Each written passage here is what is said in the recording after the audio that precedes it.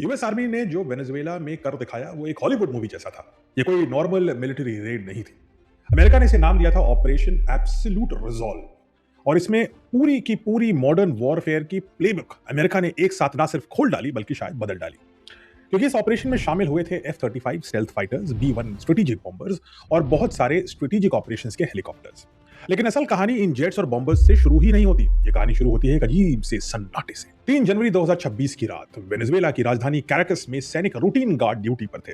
उनको पता था कि हमला आने वाला है, इसलिए सब मुस्तैद थे। और फिर अचानक बिना किसी वार्निंग के पूरे इलाके की इलेक्ट्रिसिटी शट डाउन हो जाती है।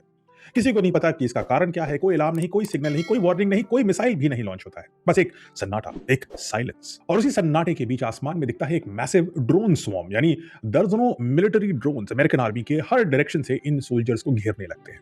कुछ ही सेकंडों के बाद हेलीकॉप्टर्स की आवाज सुनाई देती है। और इन अमेरिकन हेलीकॉप्टर्स की संख्या होती है लगभग 8, यानी 8 हेलीकॉप्टर्स। और जिनसे निकलते हैं महज, और गौर कीजिएगा, 20 अमेरिकन सोल्जर्स। डेल्टा फोर्स के सिर्फ 20 अमेरिकन सोल्जर्स। इन नंबर्स को समझिए। वेनेजुएला की साइड पर करीब 200 आर्म्ड गार्ड्स मौजूद थे, यानी हर अमेरिकन सोल्जर पर 10 वेनेजुएलन सोल्जर्स का एडवांटेज था वेनेजुएला को। लेकिन इसके बावजूद कोई रियल फायर फाइट नहीं होती, लड़ाई ही नहीं होती, क्योंकि उस लड़ाई के शुरू होने से पहले ही जो वेनेजुएलन सोल्जर्स हैं वो लड़ने लायक ही नहीं बचे। और यही इंपॉर्टेंट बात है कि ऐसा कैसे हुआ। हमले के बाद निकोलस मडूरा के एक लॉयल वेनेजुएलन सिक्योरिटी गार्ड ने जो बयान दिया वो एक बहुत ही हैरतअंगेज तस्वीर दिखाता है और उसको थोड़ा और साफ भी कर देता है। इस सोल्जर के मुताबिक जब अमेरिकन सोल्जर्स ग्राउंड पर आए तो उनकी फायरिंग असामान्य लग रही थी। It was not a normal firing which was happening.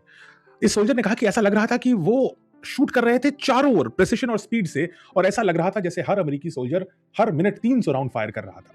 लेकिन असली डर, वो कहता है कि गोलियों से आया ही नहीं, वो उस पल से आया जो उसे, उस सोल्जर को आज भी हॉन्ट करता है। उस वेनेजुएलियन गार्ड के शब्दों में, एट वन पॉइंट एक समय ऐसा आया कि इन अमेरिकन ने कुछ अजीबोगरीब हथियार लॉन्च किया, और इस हथियार के प्रभाव को बताना उसके लिए मुश्किल है। उस सोल्जर ने कहा कि मुझे ऐसा लगा कि एक इंटेंस आवाज आई, एक बहुत गहरी तेज आवाज आई, और सडनली इस वेनेजुएलन सोल्जर और उसके आसपास के खड़े सोल्जर्स ने महसूस किया कि उनके सर दर्द से फटे जा रहे हैं। यानी कोई ब्लास्ट नहीं था, कोई विजिबल वेपन भी नहीं था, कोई ऐसा धमाका भी नहीं दिखा।